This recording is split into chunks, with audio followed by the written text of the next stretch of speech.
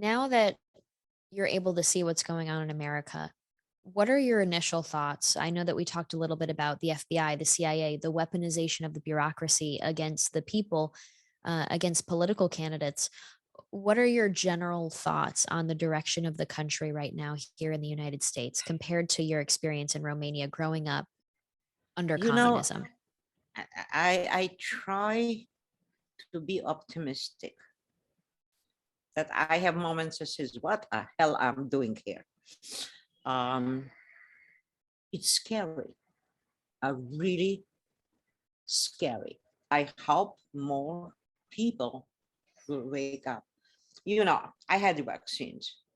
I always said that the best written books is the Bible, Shakespeare, and the American Constitution, in my point of view. Right now I have my vaccine card, the American Constitution inside. That's how I carry it in my bag. When they ask me, if I go to a restaurant or something, they ask me, I open that and they want to take it to copy it, I close it. No way. You step over my privacy. I love that. I'm telling you, when I just got from Cato 10 other constitution books, and I'm going to give it to my friends. I do believe in the American Constitution. It's scary that they take Lincoln name out of schools. It's scary they're denying, and you know what? Everybody's 2 years old. Give me candy. Give me. It's scary. I don't understand. I'm sure that I feel sorry for Biden.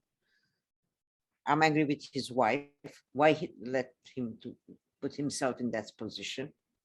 That the British papers make fun of it right now for what happened in England, and fall asleep.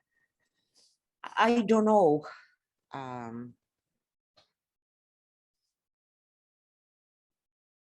Shortages in America. It's we are hoarding toilet paper, okay, but no, it's not only toilet paper. It's other stuff that you cannot find. But if you have the money, you can go to Citarella and buy the very expensive steak for $46 a pound. I don't know what the poor people does. What they feed their kids with? What? It's scary, but I hope that the people will wake up and don't, to fill up your car, the people has to go to work.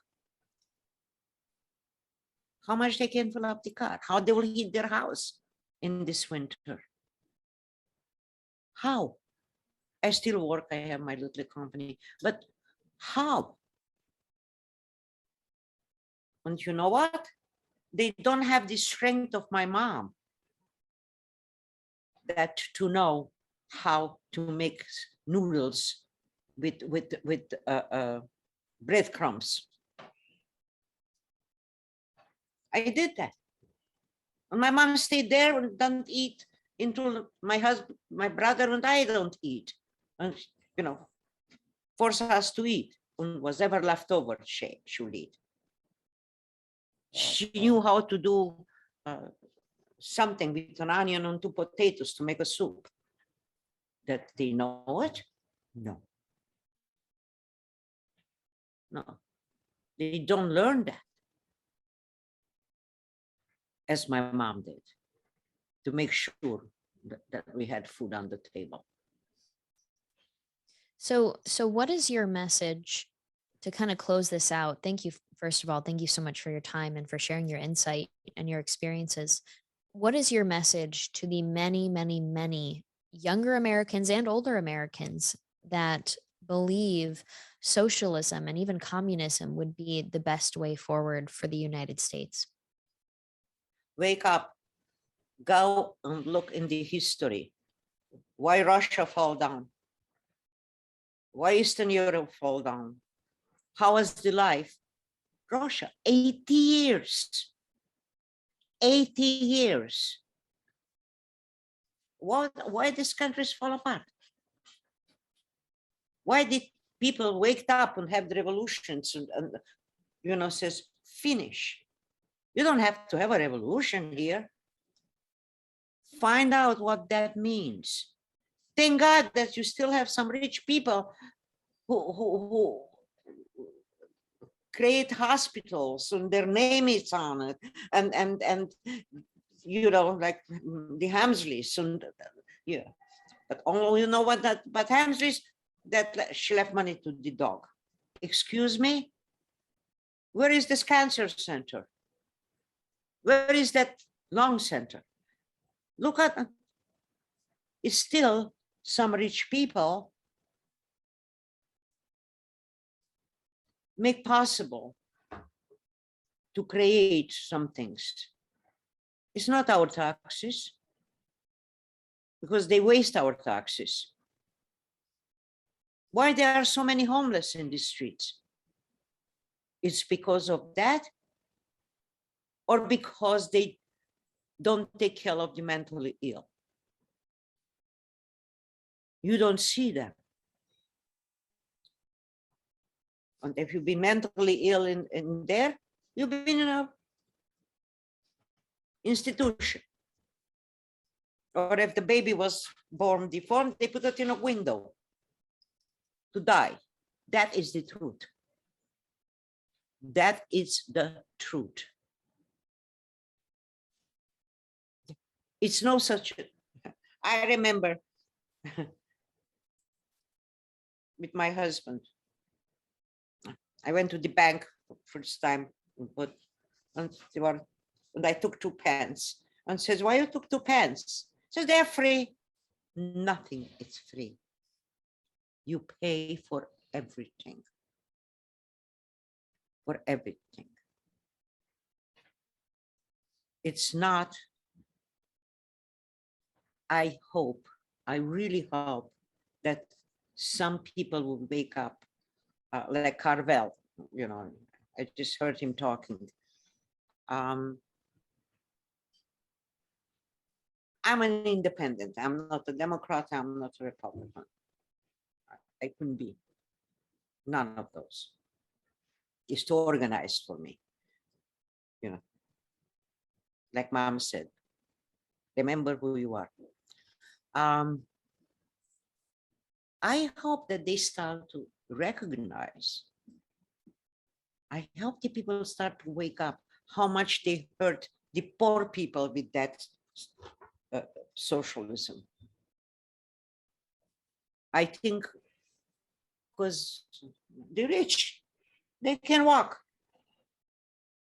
They can walk. Doesn't matter. They have their jets, they can walk. How the poor guy will go to work to pay so much money for the gas? How the poor woman will go and buy good food for these children? Okay, right now, you can go and get from good people. They make bags and they give it to you. But if it's a shortage, they will not give you anything. They are hurting the poor people. That is the first one which hurt. The first one which hurt. So I just hope, I can see that some people started to wake up, even in NBC, CBS. They have some acknowledgement. And you know what? Who said, throw out the rascals. Throw out the rascals. you know, Omar, oh my God, I'm an immigrant, she's an immigrant. I don't care, married brothers, doesn't marry their. Who is she? She was saved. Who is she to tell to the rest of the America how to live? What she knows. I think we should send everybody to Venezuela for a while. I just hope, I just really hope that more people will wake up. On this thing to the internal passports, I had one. I really know what that means. There are people medically, they cannot take it.